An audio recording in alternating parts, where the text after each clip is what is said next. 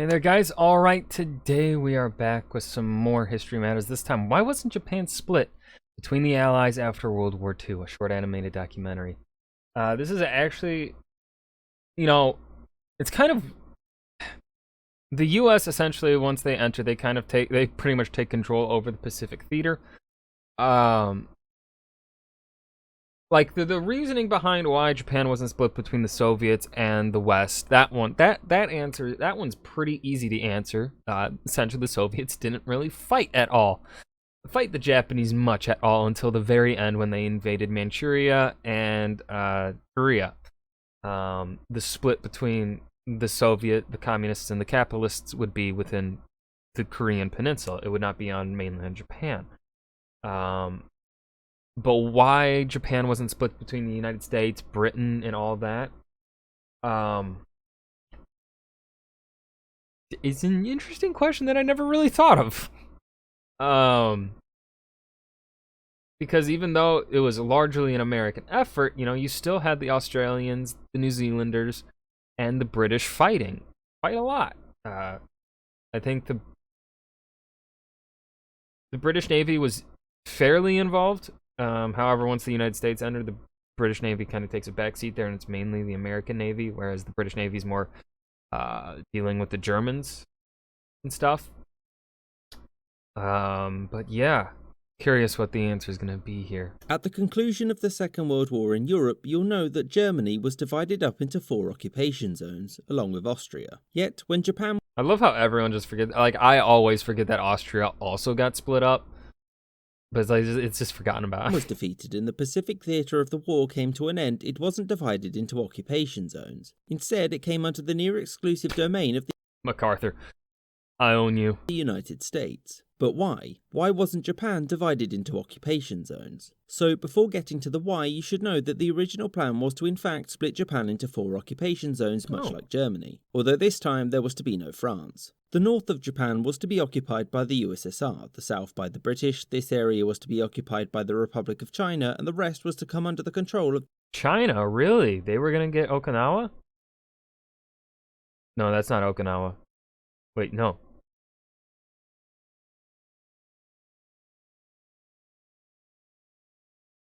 My Japanese geography is failing me.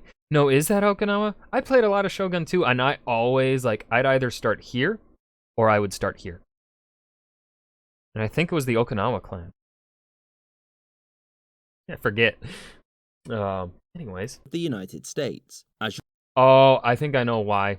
The why is since they never had to do a landing like they had to do for Germany to get Japan to surrender. You'll know this never came to be, and the primary driving force behind this was unsurprisingly the Americans, who nobody argued with because of their unique nuclear arsenal. So, as far as US forces were concerned, they'd done the bulk of the fighting against Japan and saw no reason why they should be forced to share their defeated enemy. Many in the US government felt that the rest of the Western allies, Britain, France and their colonies, had done little to help and frankly weren't in the financial position to occupy much more than they already were. Alright, that first reasoning there, that's cold and brutal, but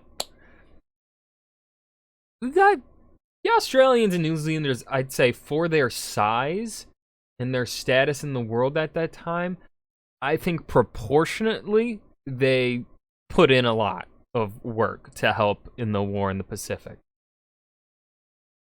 British maybe could have done more, but they were also, dealing with the Germans since 1939.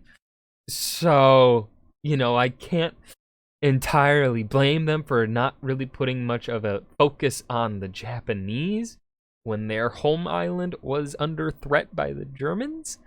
But then the expenses thing, right? The main reason the British Empire dissolves after this is because of, rising anti-imperialism, but also just the British don't got money no more. They've lost their great powers because the war broke them. They got no money. So yeah.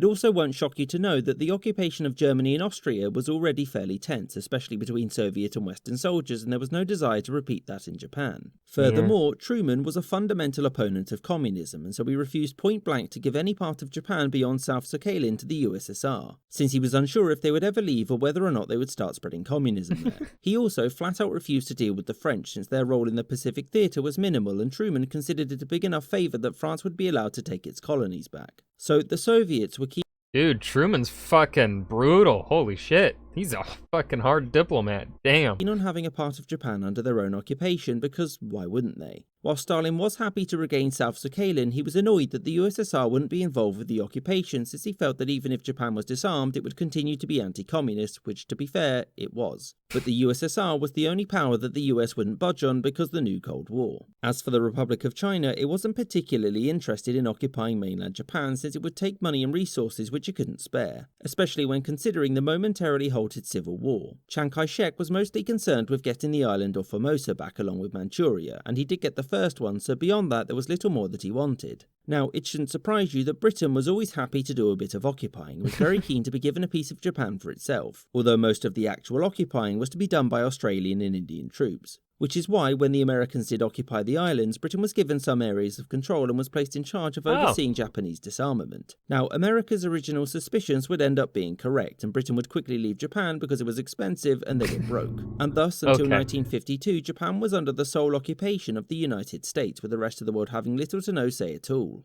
I hope you enjoyed this episode, and a special thanks. Yeah, again, I love History Matters because they do such a great job at, they're so, I cannot explain things in brevity. I talk a lot when I try and explain something. I over-explain probably. But they have a perfect balance of, just the perfect balance of the right amount of explaining. They do a great job. I love them. History Matters does wonderful. And that was Why Japan Wasn't Split Between the Allies After World War II, a short animated documentary by History Matters. I hope you guys enjoyed. I certainly did. Remember to hit that like button and subscribe for more, and I will see you guys in the next video. Peace.